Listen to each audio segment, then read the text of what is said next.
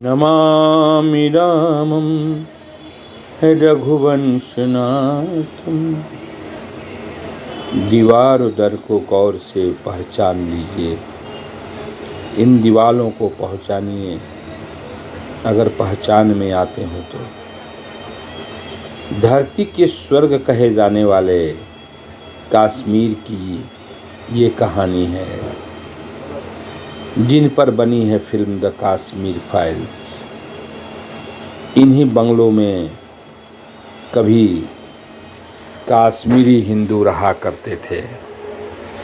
आपने कभी ये तस्वीर देखी नहीं होगी, या देखी होगी तो याद नहीं होगा। कितनी मशक्क़त से दो ईंटें मिलती हैं। आज एक फ्लैट में रहने वाले लोग ज़िंदगी का कमाई दे करके एक फ्लैट बनाते हैं, और इन बहुमंजिली इमारतों में रहने वाले कश्मीरी हिंदू सरदार दलित पंडित के दिलों पर क्या गुजरी होगी, आप एक बार महसूस कीजिए। इस संवेदना को अगर संभव है, आपके रात के 12 बजे आपके घरों में आग लगा दी जाए, आपके बच्चों को आपके सामने मार दी जाए, आपके बाल बच्चों को आपके सामने बलात्कार किया जाए, वही ये कहानी है।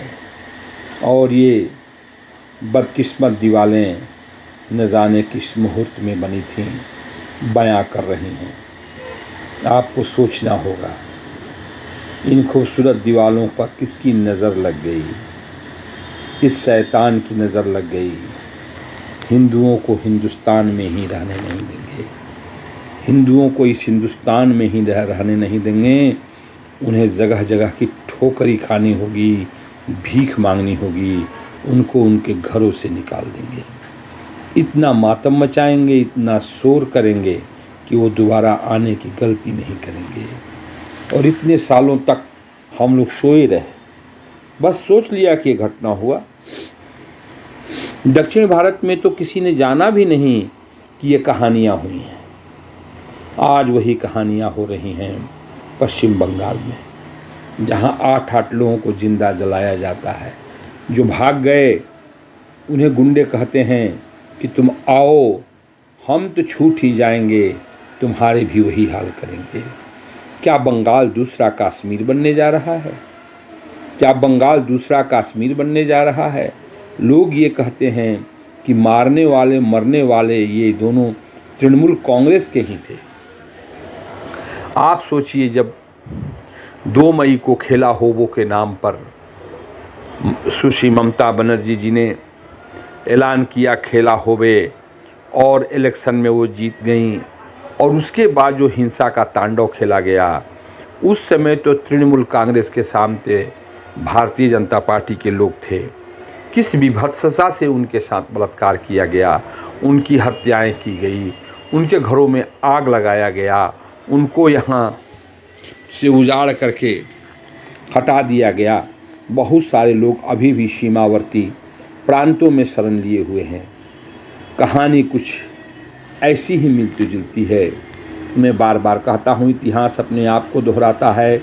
ये दंगाई जो 1990 कश्मीर में किए थे, वही दंगाई आज के तारीख में पश्चिम बंगाल में क्रियाशील हो गए हैं, सबल हो गए हैं, और शांतिप्रिय जनता को जला देते हैं।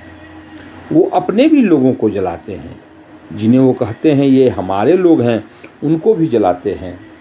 वहाँ की कानून व्यवस्था पर उच्च न्यायालय ने टिप्पणी भी नहीं की, सिर्फ ये किया कि भारत सरकार को इसके जांच के लिए ऑर्डर दे दिया, और भारत सरकार की एजेंसी CBI इस नृशंस हत्या की जांच कर रहा है। इस नृशंस हत्या में 4 औरतें 2 बच्चे सोते हुए जल गए। आपको सोचना होगा, ये समाज कैसे चलेगा? क्या ये दंगाई चारों तरफ बढ़ते जाएंगे और हमें इस तरह से इस हिंदुस्तान में ही हिंदुओं को घर छोड़ करके जीना पड़ेगा? ये आपके ऊपर मैं छोड़ देता हूँ। आप इन दीवालों को देखिए और इनकी करुण कथा जो मैं कह रहा हूँ, जो इनका परिचय है, वो आप जनता तक पहुँचाइए ताकि लोग समझ सकें कि हमारे प्रधानमंत्री नरेंद्र मोदी ने धारा 370 हटा करके कितना अच्छा काम किया, कश्मीर को यूनियन टेरिटरी बना करके कितना अच्छा काम किया। आज की तारीख में वहाँ हिंसा नहीं होती है, वहाँ ये गुंडे लखेरे प्राण की भीख मांग रहे हैं। अब्दुल्ला साहब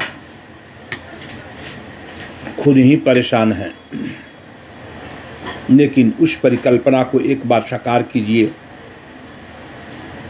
जब रात के 12 बजे मस्जिदों से ऐलान हो रहा था, ऐ हिंदुओं, तुम घरों को खाली कर दो, तुम चले जाओ, और जाओ भी कैसे, अपनी बहू बेटियों को यहीं छोड़ दो, क्योंकि वो मेरे बलात्कार के कामें आएंगी, शारीरिक शोषण के कामें आएंगी, और तुम चले जाओ नहीं तो हम तुम्हारी हत्या कर देंगे। हिंदुस्तान की धरती ने सहा कैसे। इस एक बहुत बड़ी सोच है, और इतने सालों तक हम चुप हैं, और फिर वही कहानी पश्चिम बंगाल में होने जा रही है, हो रही है, होने नहीं जा रही है। मार्च में जो हत्याएं हुई हैं,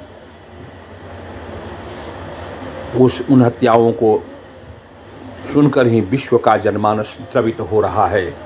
पूरा हिंदुस्तान मर्माहत है। जब औरतों को, बच्चों को जो खाना खा कर सुबह की इंतजारी में कि कल फिर सुबह होगा, खेतों पे जाना होगा, स्कूलों में जाना होगा, ये टीएमसी के गुंडे आते हैं, उनको आग लगा देते हैं, जला देते हैं। वो कहते हैं कि हमने मारा है तो टीएमसी को मारा है। मरने वाला टीएमसी का और मारने वाला टीएमसी का, ये कैसी परिभाषा है? क्या मौत को भी इस तरह से बांधा जाएगा? और अगर मौत को इस तरह से बांधा जाएगा तो ये सहज कल्पना का विषय वस्तु है कि भारतीय जनता पार्टी के लोग चुनाव के बाद पोस्ट पोल वायलेंस में किस तरह से मारे गए।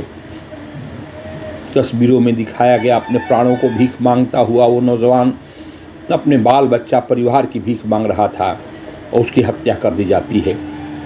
और जिस सरकार जिसको मार दिया जाता है, घरों में आग लगा दिया जाता है, रोहिंग्या मुसलमान जहां बलात्कार करते हैं, क्या आपको ये कश्मीर की घटनाएं पुनरावृत्ति करते हुए नहीं नज़र आती हैं? क्या ये नहीं साबित हो रहा है कि हिस्ट्री रिपीट्स इटसेल्फ? यहाँ पर इतिहास पुनः अपने आप को दोबारा अंगीभूत कर रहा है। हमें सहज रूप में इस चीज़ को नहीं लेना चाहिए।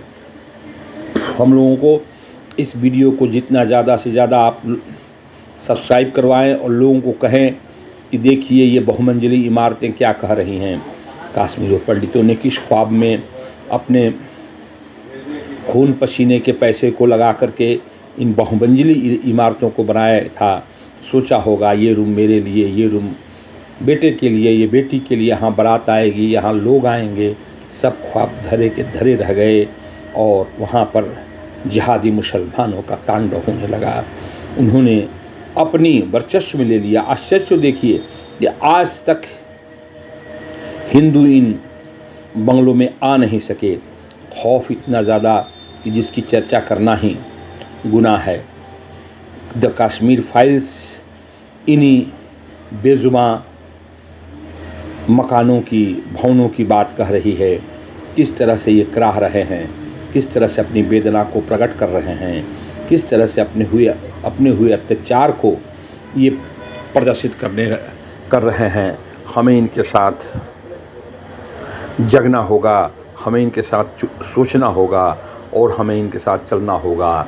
हर गली में जिहादी मुसलमान कहीं बैठा तो नहीं है जो हिंदुओं को काफिर कहता है। हम गंगा जमनी तहजीब से उसे भाईचारा का पाठ पढ़ाते हैं और वो हमें काफिर कहता है। और जब तांडव हो रहा था जिहादी मुसलमानों का, तो कह रहे थे, आए काफिरों, काफिर कहते किसे हैं भाई, हिंदू काफिर कैसे हुआ, अरे काफिरों तुम मकानों को छोड़ करके चले जाओ। सरेआम उसकी हत्या की गई और हत्या करने वाले उस समय पुरस्कृत किए जाते थे। कौन सी सरकार थी, किसने इतना सहा, वोट की राजनीति ने हिंदुओं को कहीं का नहीं रखा। जबकि इसमें मरने वाले दलित भी थे, सरदार भी थे, उनको कहा गया, सिर्फ पंडितों के नाम इसको मरने की कोशिश की गई और इस तरह से एक संकुचित दायरा बना दिया गया। हिंदुस्तान की जनता को पुनः जगना होगा और इस कुत्सित मानसिकता के लोगों को खिलाफ खड़ा होकर के आपको जवाब देना होगा। तब आप सोचेंगे, तब आप देखेंगे कि देश एक नए प्रभात की तरफ, एक नए सवेरे की तरफ चल रहा है। अगर हम नहीं सोचेंगे तो आप वो दिन भूल जाइए, बहुत जल्द पश्चिम बंगाल में दूसरा कश्मीर बन जाएगा। सरेआम लोगों को जला दिया जाता है, उनकी डेड बॉडी भी पोस्टमार्टम के लायक नहीं रह जाती है।